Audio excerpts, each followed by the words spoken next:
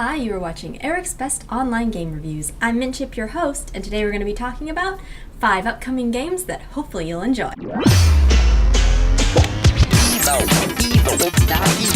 ebug.com. Leave me a clone. A clone? Haven't you always wanted to have a clone? I know I have. This is a fun game where you're a little guy who has to collect the circles from around the map while solving the puzzles of collecting them all. The goal is to get the most stars at the end of the match, where you have used the least amount of clones and gotten all of the circles. This is a pretty fun little game that increases in difficulty as it goes on. You start out with a simple task where you just need to get onto legends or high up bubbles. Whatever. As it goes on, you must cross spikes that if you hit them, you burst yourself and lose a clone. What gets really interesting is when you have other obstacles that come along the way, such as projectiles that you must block with different clones and work your way through the objectives.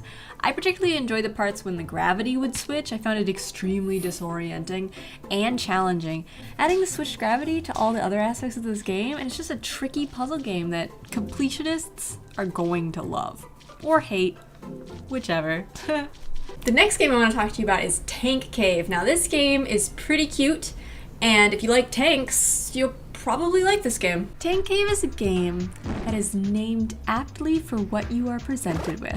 Fortunately, you do get to be a tank. Not only that, but you get to fight other tanks. And finally, you're definitely inside of a cave. So all together now, you're a tank, fighting tanks, in a cave full of tanks. Tankave. This game is a lot of fun. You must go through the cave, clearing out all the other tanks by shooting them with various weapons. There's machine gun fire that you can use, or heat-seeking missiles, and even landmines, which I wish I had utilized more, to be honest. This is a lot of fun as you can upgrade and buy more ammo after each round. Obviously, you get unlimited regular ammo, so you're never stuck. The game progressively gets more difficult. You come across more and more tanks at once, and different obstacles such as lasers and various walls. Keep going, you keep upgrading, and you buy more ammo to take them all out. Up next is Worms. Worms. I don't really like Worms, but actually this game was really fun. Okay, this game is so much fun. It's a puzzle game that's really quite simple until you try it. So basically the idea is that you want to stretch the worm out as far as you can and let it burrow to the subsequent hole. However, there are these mushrooms that you must light up by wrapping the worm around them. The only thing is, you wrap too much and you won't get the mushroom lit. So you have to be careful. You have to carefully attempt to figure out how best to light up all the mushrooms while also getting the appropriate length of the worm. It's a bit trickier than it sounds. I felt like I was wrapping around until I just got it right. And as soon as you think you've got it down, they mix it up by putting in 2 worms. I only got through a few of those because at that point it gets fairly difficult and I was just, I don't know, I kind of wanted to give up. Next up is Symbiosis Greenland. Symbiosis, plants of some sort. Greenland, I know where that is. It's like the North. It's like the North. It's where Santa Claus lives, basically. This game is sort of a real-time strategy game where you're defending your plants and destroying crystals. You want to plant a plant as quickly as possible. You can set up the plants to different stages depending on what you want them to do. For example, you might set up a plant to grow so that it levels up and becomes stronger, while you may have another plant set to be attacking a crystal. All the while, you can set one plant to defend if it's taking a lot of damage. You can also use high-level, far-away plants to osmosis attacking plants, which assists in powering them up and making them stronger. Planting plants on part of the ground that have sparkles makes the plant stronger. And adversely, if you plant a plant on an infected area, a weaker plant.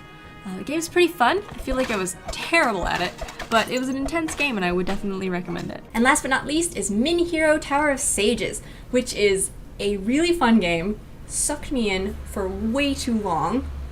I think you're gonna like it. I'll tell you a little bit about it. Alright, this is a battle arena role-playing game where you have creatures that you train up and spec to fight in battles along a tiered system of entry. The cool part are the different creatures that you can get and their different abilities. You start out with 2 and you try to ascend a tower of challengers who will then give you keys so that you can do the final challenge, which allows you to get a new creature. You randomly pick up a creature and it's usually a surprise what you'll get, and it's usually one of the few that you've been encountering kind of like along the way in that certain challenge.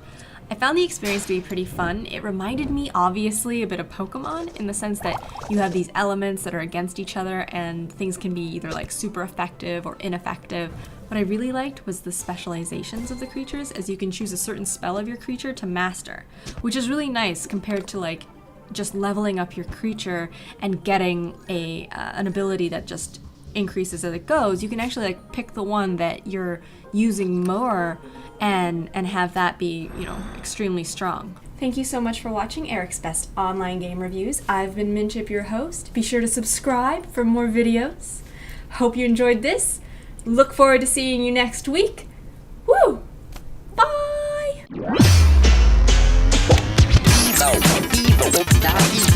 ebug.com